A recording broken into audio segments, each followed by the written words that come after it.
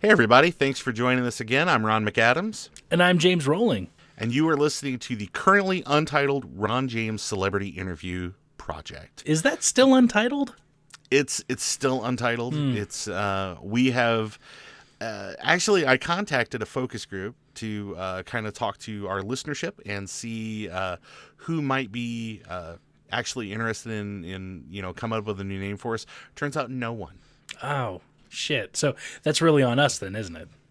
Yeah, it seems to be that it's up to us to decide what we're going to call it. But right now, the currently untitled RonJames Celebrity Interview Project, it is. Okay. So...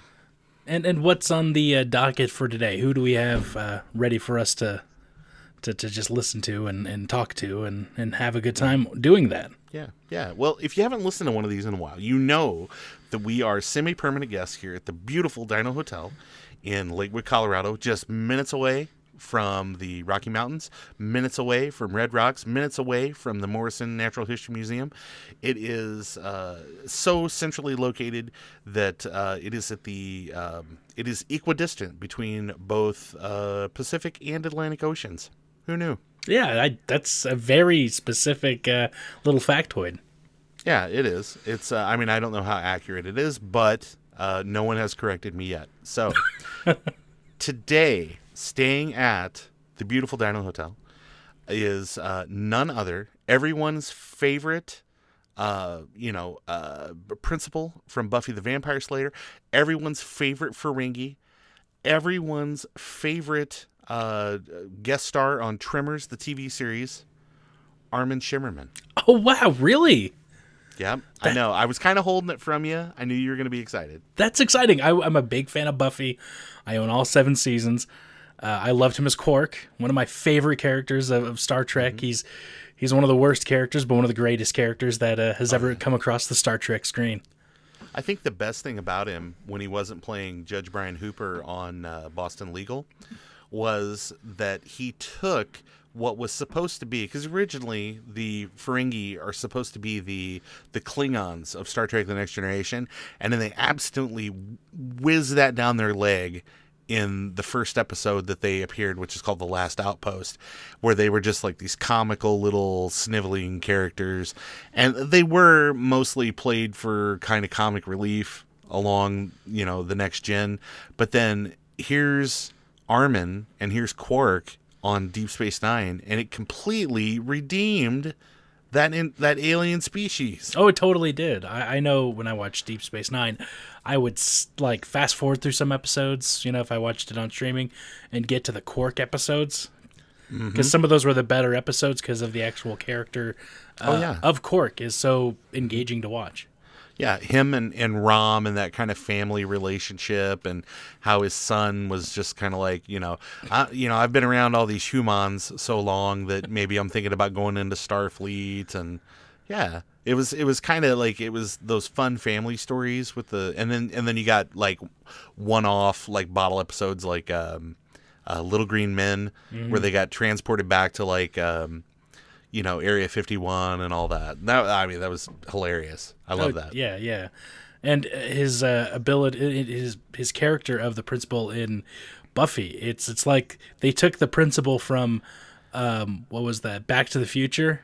It just turned up the asshole. Oh, yeah. And I love that he can just play. And he really loves just playing those kinds of characters, those very mousy and characters that really work against give your main character, your protagonist, something to really work against, at least for a little bit. Oh yeah, no, it's it seems like that was the role that he was kind of destined to play. I always loved those episodes where they gave him more than just kind of like in the hallway, just like rattling off something to the series primaries and all that. So. But it was very cool of him to agree to meet with us for just, even because I know he's headed to the airport later, just even 10 minutes just to kind of give us a little bit more street cred. We've had a lot of like false starts in the past, so it's just really great that he has absolutely just said, no problem, I'm going to be there for you guys. I want to find out. I have a question for him, actually. I want to know, Are there any really good and funny makeup stories sitting in that makeup chair? Like, was there ever something like, was he sitting next to Michael, was it Michael Dorf? Or Michael Dorn. Michael Dorn. What did I say Dorf for? He's not the little guy who, like, Well, if fishing. you're thinking Dorf loves golf. Yeah, so. exactly. Is there any funny stories about him arguing with Michael Dorn, who's going to get the chair first? Is there any funny stories like that? That's what I want to know. Like the background to all the really cool effects with the makeup, and it's one of my favorite things of watching Star Trek: The Next Generation and Deep Space Nine is seeing all of those really cool effects, and a lot of them are just still very practical too, which is really what I appreciate. Oh yeah, he was also, not really a lot of people know, but he was in the pilot episode of Cop Rock. Oh really? Yeah, and he actually sings in it, so it's kind of like, like that was just like so maligned at the time, but That's weird. My phone. Hold on. Let me get this. Yes, hello. James Rolling's phone. Yeah, hi. Oh, hello, Mr. Shimmerman. Oh yeah, tell him we're ready. Yeah, we're ready for you. We're here in the studio. We're ready to talk to you, like we talked. Oh, how long ago?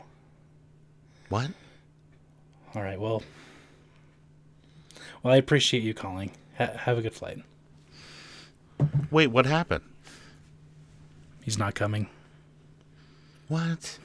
No, hold on. He said he was going to be here. Yeah, they bumped him up to an earlier flight so he could get to LA quicker. He had to be in LA for a meeting, and he couldn't stay. Well, anyway, thanks for joining us here on Stood Up. Our guest next week is former Mexican President Vicente Fox.